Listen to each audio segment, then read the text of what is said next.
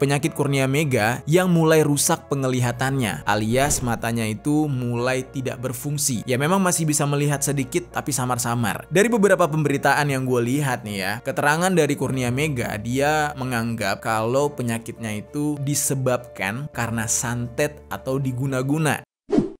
Yo geng, tekan tombol subscribe geng. Hey yo, what's good? Welcome back to Kamar Jerry.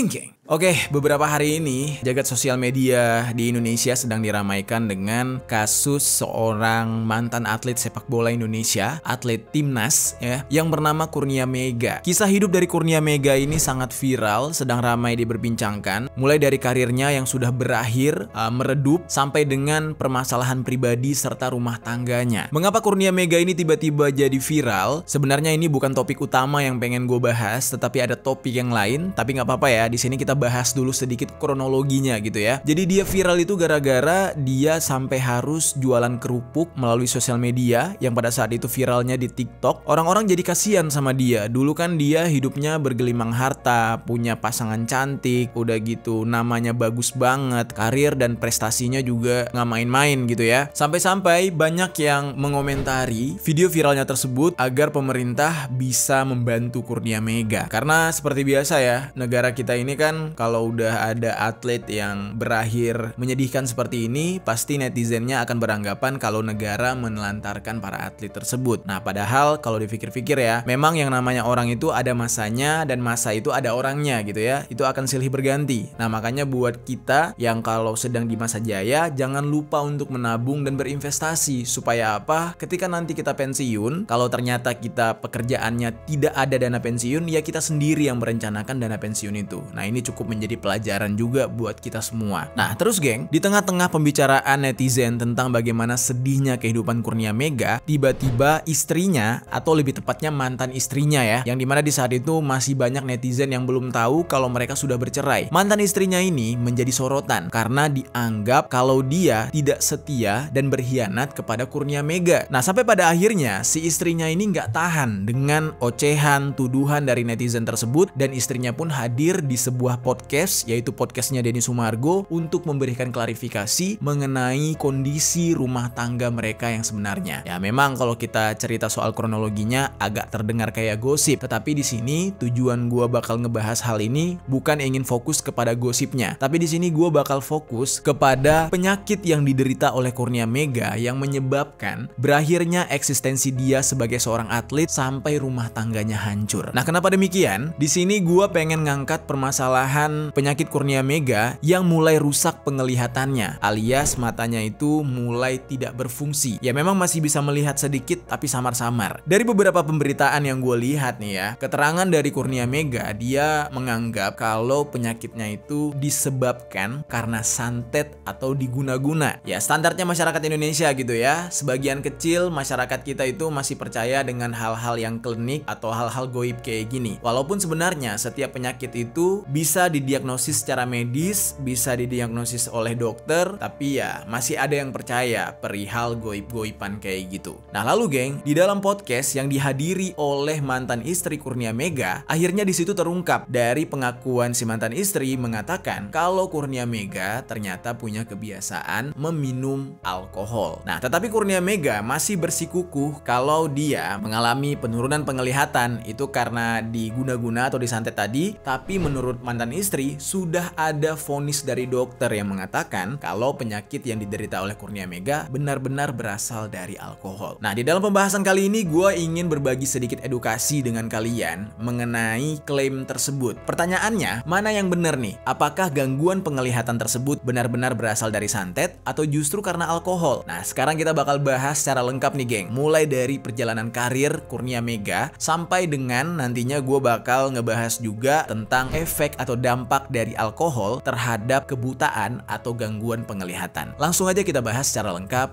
di sisi lain.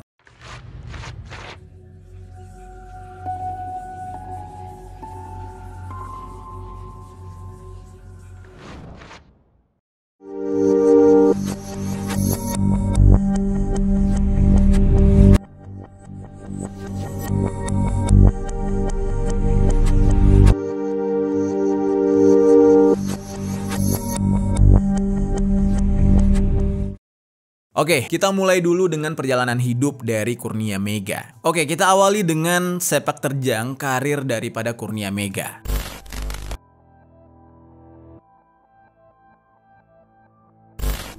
Mungkin bagi fans sepak bola tanah air udah nggak asing gitu ya dengan sosok Kurnia Mega ini, geng. Namanya adalah Kurnia Mega Hermansyah. Dia akrab disapa Ega. Dia lahir pada tanggal 7 Mei tahun 1990 di Purbalingga, Jawa Tengah. Sejak dulu beliau ini sudah tertarik dengan dunia sepak bola, ingin menjadi atlet sepak bola sehingga dia menempuh pendidikan di Diklat Ragunan. Lalu pada tahun 2006, singkat ceritanya dia bergabung dengan klub sepak bola asal Jepara yaitu Persijap dalam kategori pemain U18. Selama setahun menjadi bagian dari Persijap, kemudian dia masuk ke dalam tim U21-nya. Nah, lalu pada tahun 2008, dia mulai bergabung dengan klub sepak bola Arema Malang untuk posisi kiper. Di saat itulah, nama dia mulai bersinar. Sekitar musim 2009 sampai 2010, pelatih dari Arema Malang yang bernama Robert Rene Albert itu melihat Kurnia Mega ini memiliki bakat sehingga dia dijadikan sebagai kiper utama menggantikan Marcus Horizon yang akhirnya keluar pada putaran kedua. Jadi cuma butuh waktu 1 tahun untuk Kurnia Mega bisa menjadi seorang kiper utama di Arema Malang. Karena memang bakatnya dia di dalam sepak bola itu tidak bisa diremehkan, geng. Di umur 20 tahun aja, Kurnia Mega ini sudah membawa Arema menjadi juara ISL. Dan Kurnia Mega sendiri menjadi pemain terbaik di kala itu, geng. Karirnya itu semakin meningkat di saat dia akhirnya menjadi seorang kiper timnas. Dan tercatat, Kurnia Mega pertama kali masuk ke dalam timnas pada tahun 2008 sampai dengan tahun 2017. Dia ini pernah menjadi bagian dari timnas U19, lalu timnas U21 dan timnas U23 serta timnas senior. Nah, jadi memang deretan prestasinya itu nggak main-main. Kalian bisa cek di Google, itu banyak informasi mengenai prestasi dari Kurnia Mega, baik secara individu maupun bersama klubnya. Nah, dia ini benar-benar seorang pemain yang diperhitungkan di masa itu. Jadi bisa kebayang lah ya, nama besarnya dia kayak gimana. Nah, lalu geng, singkat cerita nih, pada tanggal 12 Mei tahun 2013, Kurnia Mega ini menikah dengan seorang perempuan yang sangat cantik. Namanya itu adalah Azira Aska Fatir. Azira Aska Fatir ini memiliki latar belakang di dunia modeling, jadi seorang model. Dan istrinya ini setelah menikah dengan Kurnia Mega, memilih untuk berhenti berkarir dan memilih untuk mengurus rumah tangganya aja. Lalu, Azira ini memiliki seorang anak angkat yang sudah dia adopsi sejak anak tersebut masih duduk di bangku SMP. Dan di saat Azira ini bertemu dengan Mega, anak tersebut sudah duduk di bangku SMA. Dan ketika anak tersebut dikenalkan ke Mega, Azira mengaku kalau Kurnia Mega menerima kehadiran anak tersebut tidak seperti mantan-mantan dia yang sebelumnya. Jadi di saat itu dia luluh dengan Kurnia Mega karena kebaikan hatinya. Geng, sebelum kita lanjut ke kontennya, gue mau ngajak kalian buat hidup sehat. Oke geng, hari ini cuacanya cerah banget, panas, udah sampai keringetan. Sebenarnya sih keringetnya gara-gara tadi nyobain treadmill ini. Nah jadi tuh, beberapa bulan belakangan, gue itu dapat saran dari dokter untuk nurunin berat badan. Nah itu gara-gara pas gue main basket, tuh lutut gue sakit banget. Kata dokter, penyebabnya adalah berat badan gue yang over. Jadi gue disarankan untuk nurunin berat badan sambil kardio dan mengatur pola hidup. Karena gue milihnya kardio, jadinya gue langsung beli treadmill. Ini treadmillnya dari iReborn, tipenya Florence. Sambil gue jelasin juga nih. Treadmill ini tuh keren banget dan gue suka banget sama treadmill ini karena sesuai banget desainnya sama gue. Desainnya itu minimalis, simple, praktis, modern. Cocok banget untuk ruangan olahraga gue. Udah gitu, badan gue kan over nih, gendutnya tuh over gitu. Ini treadmill mampu mengangkat beban maksimalnya sampai 140 kg. Ditambah lagi, kecepatan maksimal speednya itu sampai 20 km per jam. Jadi buat kalian yang mau latih stamina kalian cocok juga nih pakai treadmill iReborn Florence ini. Oke, daripada panjang lebar kayaknya kita langsung tes aja ya. Kita coba treadmillnya kayak gimana sambil gue jelasin fitur-fiturnya. Sebelum mulai jangan lupa pemanasan, terus pakai aksesoris olahraga untuk menghindari cedera.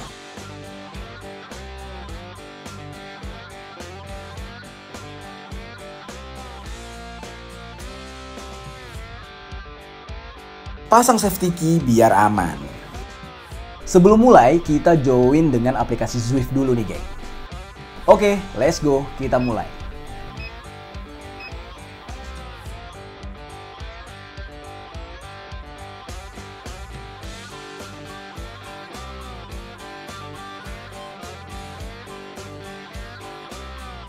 Ada sensor detak jantung di bagian pegangan tangannya. Gue tuh udah pakai treadmill ini udah 1 bulan, geng. Dan berat badan gue udah turun dari 90 kilo jadi 81 kilo. Jadi sekitar 9 kilo turunnya dalam waktu 1 bulan.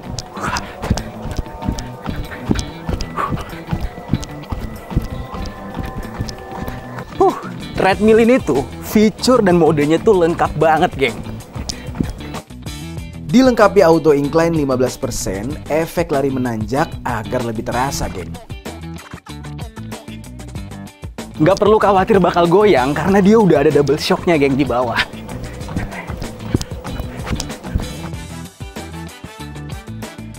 Selain tombol feature di Dex-nya yang udah lengkap banget, di sini juga kalian bisa buat naruh gelas nih, geng, atau naruh tumbler, dan nggak bakal goyang.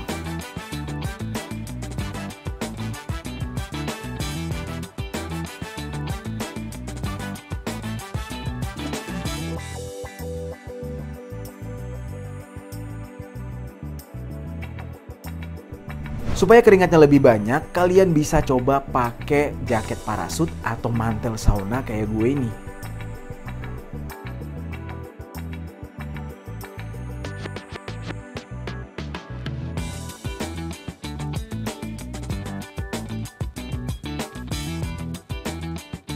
Buat kalian yang mau samaan nih treadmillnya sama gue, kalian bisa langsung cek di kolom deskripsi, sudah ada link pembeliannya. Dan jangan khawatir, karena produk ini tuh sudah ada garansi uang kembali selama 7 hari dan garansi pemakaian selama 1 tahun.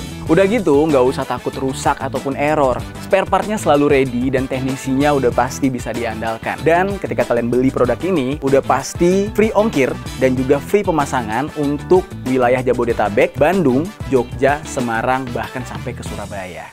Oke geng, semoga bermanfaat. Sekarang kita lanjutin kontennya.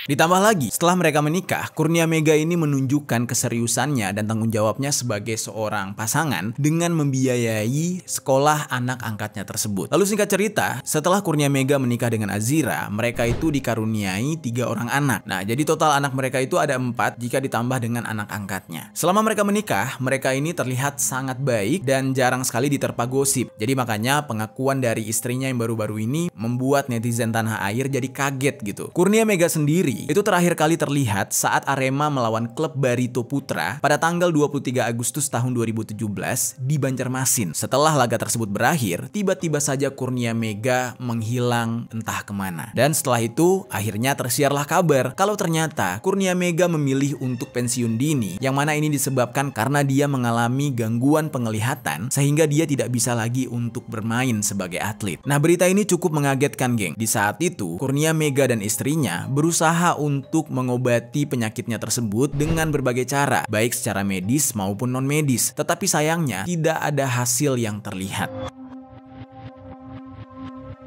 Di satu sisi, menurut pengakuan dari sang istri, dikatakan Kurnia Mega tidak kunjung sembuh, tetapi keluarga mereka terus-terusan terlilit hutang. Nah, hal ini disebabkan karena Kurnia Mega yang sudah tidak lagi bekerja dan mereka harus menutupi biaya-biaya rumah sakit serta kebutuhan sehari-hari. Bahkan di saat itu, sang istri sampai harus mengelola akun sosial media Kurnia Mega untuk bisa mencukupi kebutuhan mereka, ya dengan harapan bisa ada endorsement yang datang ke mereka. Musibah tersebut terus mereka hadapi sampai akhirnya pada tahun 2023, Azira secara tiba-tiba menggugat cerai Kurnia Mega, yang mana di saat itu banyak yang tidak mengetahui penyebabnya apa. Banyak netizen yang tidak tahu mengapa sang istri memilih untuk menggugat cerai suaminya yang sedang sakit tersebut. Tapi jangan suuzon dulu, ternyata di balik semua itu, istrinya yang bernama Azira ini memiliki alasan tersendiri, yang mana selama ini dia menutup rapat-rapat permasalahan di dalam rumah tangganya, yang mana permasalahan itu ya menjadi aib bagi Kurnia Mega sendiri. Dan singkat ceritanya, setelah bercerai, hak asuh ketiga anak mereka itu jatuh kepada Azira. Hal itu bukan tanpa alasan. Yang pertama, Azira ini masih sehat. Yang kedua, memang alasan perceraian di keluarga mereka tersebut kesalahannya terletak pada Kurnia Mega. Di saat itu, netizen yang tidak mengetahui perihal permasalahan rumah tangga mereka akhirnya menghujat si istri, menghujat Azira ini karena dianggap menceraikan Kurnia Mega di saat Kurnia Mega sudah tidak lagi dalam masa jayanya, alias sudah sakit dan tidak lagi punya uang.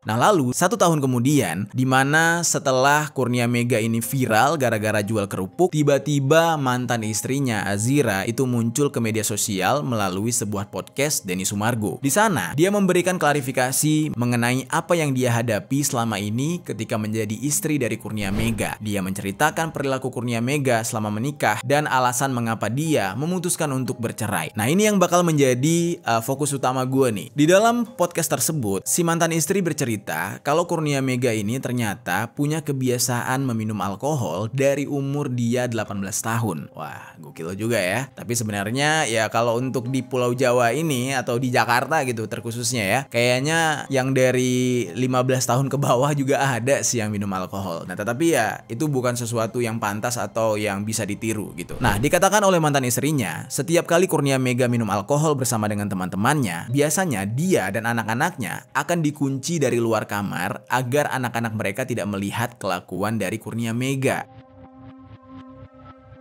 Nah lalu geng, atas kelakuan Kurnia Mega tersebut, singkat ceritanya dia ketahuan oleh orang tua si istrinya, Azira. Nah ketika itu ayah Azira mengetahui menantunya Kurnia Mega suka minum-minum sedang party-party yang mana padahal dia sudah dalam kondisi sakit. Nah di saat itu ayahnya langsung mengusir Kurnia Mega. Nah semenjak saat itu Azira Mega sudah mengatakan penyebab dari sakit yang diderita oleh Kurnia Mega itu adalah alkohol, dan itu juga berdasarkan diagnosa dokter. Dan pernyataan ini sangat berbeda dengan apa yang dikatakan oleh Kurnia Mega di media. Yang mana awalnya Kurnia Mega dan Azira ketika mereka masih statusnya suami istri itu sempat mendatangi sebuah podcast, yaitu podcastnya Grace Tahir, yang mana mereka mengatakan kalau Kurnia Mega ini mengalami penyakit langka, tetapi tidak disebutkan penyakit langka macam apa yang dialami oleh Kurnia Mega. Di podcast Om Deddy Kobuzer juga dia datang dan di sana ditanyakan juga soal penyakitnya, dan ternyata jawabannya juga sama. Penyakitnya adalah penyakit langka yang belum diketahui, dan malah di sana ada embel-embel dikatakan kalau itu adalah santet atau diguna-guna. Om Deddy Kobuzer juga sempat bertanya proses pengobatan seperti apa yang sudah dijalani oleh Kurnia Mega, dan Kurnia Mega menjawab karena penyakit itu tidak diketahui penyebabnya apa, akhirnya dia tidak diberikan ataupun tidak mengkonsumsi obat sama sekali. Karena kebutaan yang mendadak inilah diambil kesimpulan kalau dia terkena guna-guna atau terkena santet. Nah di saat itu sebenarnya Om Deddy sendiri udah mulai ada curiga gitu ya. Dia punya insting karena beliau punya background pernah belajar mengenai psikologi. Om Deddy mengatakan kemungkinan dari kebutaan itu disebabkan karena kecanduan metanol. Nah salah satu contoh kecanduan metanol dan akibat dari metanol itu sendiri adalah orang yang mengkonsumsi minuman oplosan. Nah sebenarnya gue agak sedikit setuju nih dengan apa yang dikatakan oleh Om Deddy Kobuzer, karena hal ini bukan tanpa bukti, sudah banyak kejadiannya geng. Dan sekarang gue pengen ngajak kalian untuk membahas beberapa kasus yang berhubungan dengan alkohol yang mengandung metanol sehingga menyebabkan kebutaan. Oke, sebelum kita mulai ke alkoholnya, gue tuh udah sempat cari gitu. Bener gak sih pernah ada kasus orang sampai buta karena disebabkan oleh santet? Ternyata memang ada ya geng ya. Ini salah satu ceritanya datang dari seseorang yang bernama Yeni. Dia mengalami kebutaan di sebelah matanya karena disebabkan dia menolak cinta dari seseorang. Nah ini menurut dia kena santet gara-gara menolak pria tersebut. Jadi ini istilahnya cinta ditolak, dukun bertindak gitu. Dan kejadian itu ketika Yeni ini masih duduk di bangku SMP, dan saat itu dia sudah mencoba untuk menjalani pengobatan alternatif selama beberapa bulan. Nah sebenarnya agak janggal sih, masa iya sih anak SMP segitunya masih cinta-cintaan monyet sampai pakai santet segala gitu. Tapi ya kita nggak tahu ya, kan dia yang mengalami, dia yang mengetahui. Terus Yeni ini sempat dibawa ke pengobatan konvensional, mendatangi dokter, dan dia diberi obat-obatan, namun tidak menunjukkan kesembuhan, tapi justru malah tambah parah setelah mengkonsumsi obat. Barulah dia mengetahui penyebab dari kebutaannya itu setelah dia pergi ke orang pintar atau paranormal,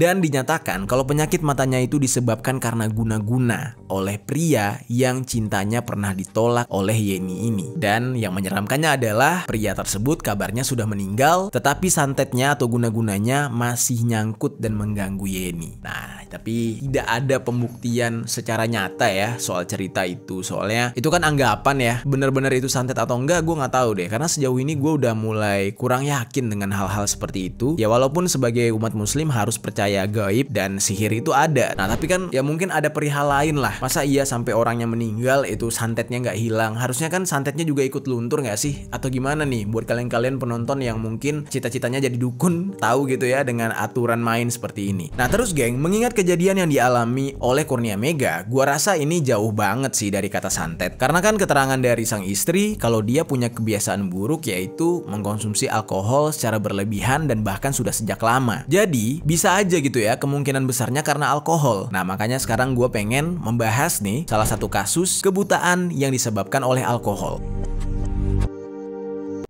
Ada salah satu cerita nih geng, dari seseorang yang bernama Didin. Dia ini berasal dari Kecamatan Nagrek, Kabupaten Bandung. Didin ini bercerita kalau dia lahir dan besar sebagai seseorang yang memiliki mata yang sehat dan penglihatan yang normal. Didin sendiri dididik di lingkungan keluarga yang agamais, sehingga sejak kecil dia sudah mengenal agama dengan sangat kuat. Nah, tetapi itu semua berubah ketika dia remaja. Dia mengenal pergaulan dan lingkungan yang membuat dia terjebak di dalam pergaulan yang salah. Didin ini mulai mengkonsumsi miras oplosan yang dicampur dengan obat terlarang yaitu dextro. Dan memang efeknya tidak langsung dirasakan oleh Didin. Dia mengalami demam tinggi terlebih dahulu dan awalnya dia berpikir itu hanya karena dia tidak enak badan biasa. Tetapi keesokan harinya tiba-tiba penglihatannya mulai kabur sampai akhirnya gelap dan tidak bisa melihat apa-apa. Lalu selain dampaknya ke mata, saraf-saraf Didin juga terganggu yang menyebabkan Didin ini sempat mengalami gangguan jiwa. Dikatakan dia ini sering mengamuk kepada ibu dan adik-adiknya sampai merusak perabotan rumah. Dan atas kejadian itu, keluarga Didin sudah sempat melakukan upaya pengobatan sampai harus berpindah-pindah rumah sakit. Tapi menurut dokter, kebutaan yang dialami oleh Didin sudah tidak bisa disembuhkan lagi karena kornea dan saraf mata Didin yang sudah rusak total. Nah itu salah satu kasus atau kejadian yang sangat nyata yang bisa kita lihat ya geng. Yang mana dari hal itu kita bisa mengambil pelajaran dan juga fakta bahwa alkohol memang bekerja secara perlahan-lahan. Ya yang legal ya mungkin akan membutuhkan tahap dan waktu gitu ya. Karena kan kandungannya itu tidak terlalu banyak. Tetapi kan setelah dikonsumsi berkali-kali otomatis kan jadi banyak. Nah berbeda dengan yang oplosan. Oplosan kandungannya memang tidak tertakar dan itu sangat berbahaya bagi tubuh. Efeknya langsung terasa. Dan memang dari ilmu kesehatan sudah dikatakan alkohol jika dikonsumsi secara berlebihan akan berdampak buruk terutama bagi mata. Dan ini menyebabkan pergerakan mata yang cepat, penglihatan ganda, dan memiliki potensi untuk mengalami kebutaan. Dan meminum alkohol secara berlebihan jelas akan membuat fungsi otak berkurang yang akan memperlambat komunikasi antara otak dengan fungsi mata. Nah, hal ini juga akan mempengaruhi fungsi otot di sekitar mata sehingga menyebabkan penglihatan ganda. Yang berakhir, pupil mata akan membesar lebih lambat dan seseorang akan kehilangan kemampuan untuk membedakan warna tertentu dan akhirnya akan mengalami kebutaan karena semuanya akan gelap. Nah itu adalah salah satu kasusnya. Jadi tadi gue mengambil dua contoh kasus. Yang pertama yang katanya karena diguna-guna ya kan. Yang kedua ya secara jelas ada kasusnya setelah minum alkohol langsung buta. Kalau menurut gue cerita yang kedua itu lebih make sense, lebih masuk akal karena ada buktinya, karena bisa ditelaah dan dipelajari secara ilmiah. Sementara kasus yang pertama yang dikatakan guna-guna, ya kita tidak bisa melihat bentuk guna-gunanya tuh kayak apa sih gitu kan goib gitu. Jadi masih diragukan. Sekarang kita masuk ke dalam pembahasan bagaimana sih dampak dari metanol yang menjadi salah satu campuran di dalam minuman beralkohol.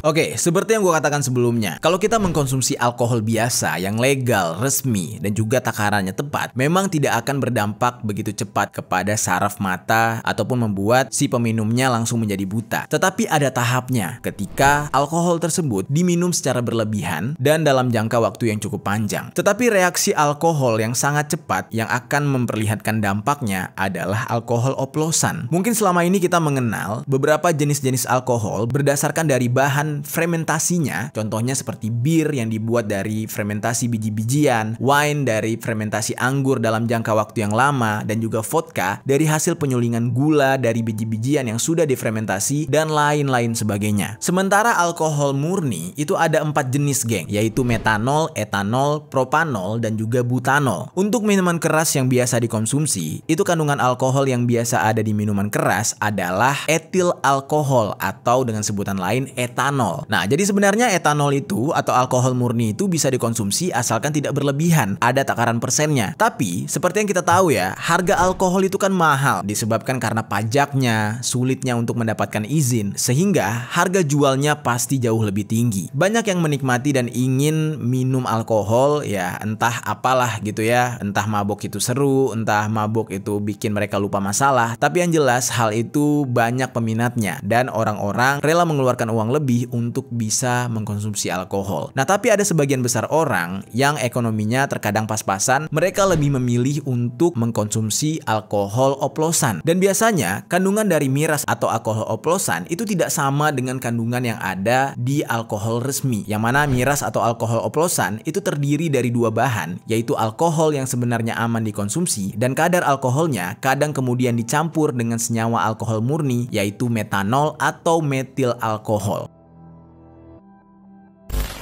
Nah, dari sini kita bisa lihat bedanya ya. Kalau minuman resmi itu etanol, tapi oplosan justru menggunakan metanol. Nah, metanol pada umumnya dijumpai di berbagai produk rumah tangga ataupun industri sebagai pelarut atau bahan bakar, geng. Metanol sendiri tidak berwarna dan tidak berasa. Pada dasarnya, metanol ini bukanlah zat beracun, tetapi kalau tertelan, proses metabolisme tubuh yang akan mengubah kandungan metanol itu menjadi racun bagi tubuh. Yang mana kandungan metanol ini akan menjadi asam format yang sangat beracun. Metanol juga memiliki efek samping yang sangat parah. Lebih parah dibandingkan efek 3 jenis alkohol lainnya. Menurut salah satu pakar kesehatan dari Oslo University Hospital yang bernama Knut Erik Hofda, mengkonsumsi metanol secara langsung bisa berakibat fatal bagi tubuh. Gejalanya akan muncul dalam waktu 12-24 jam setelah metanol itu dikonsumsi.